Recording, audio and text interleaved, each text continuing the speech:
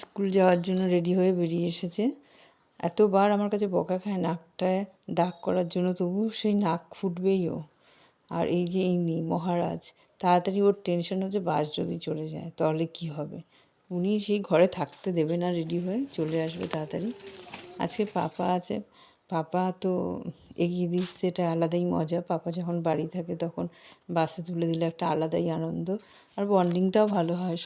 সবাইকে বলবো, মা বাবাকে, যারাই যখন বাড়িতে থাকো না, যখন বাড়িতে থাকবে তখন বাচ্চাদের সময় দেবে, নাহলে তোমাদের থেকে দূরত্বটা বেড়ে যাবে।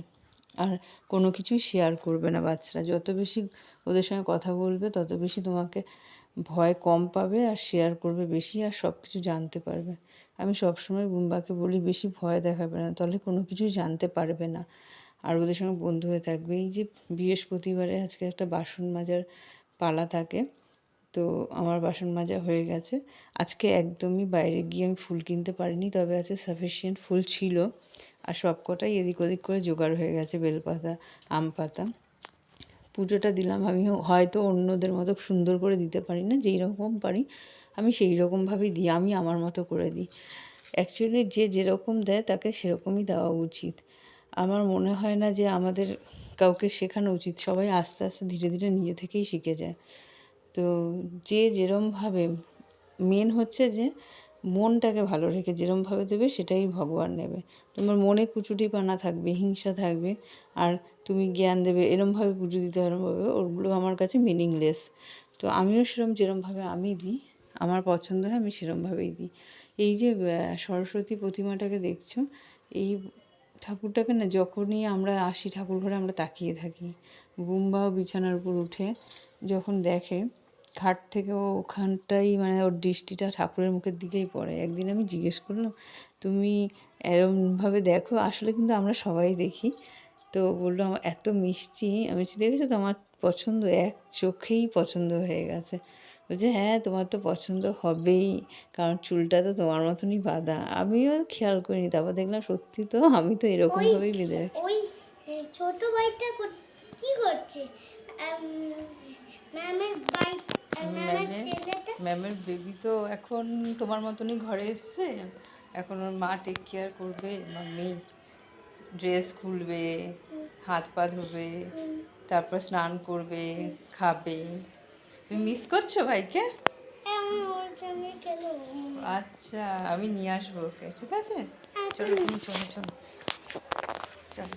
তোমার ভালো লেগেছে ভাইকে? হ্যাঁ। তুমি কালকে ভাইকে হার্ট করনি তো? হার্ট মানে কি? ব্যথা দাওনি তো? না। ওর খেলনা ভাঙনি তো? না। কখনো এসব করবে না, হ্যাঁ বাবা, কাউকে হার্ট করবে না, ঠিক আছে? যাও ঘরে যাও, আমি পার্লারে পুজো দিয়ে আসছি। হ্যাঁ যাও। ও না ক্লাস থেকে আসার পর থেকেই ওই পুচকে ভাইটাকেও মিস করছে।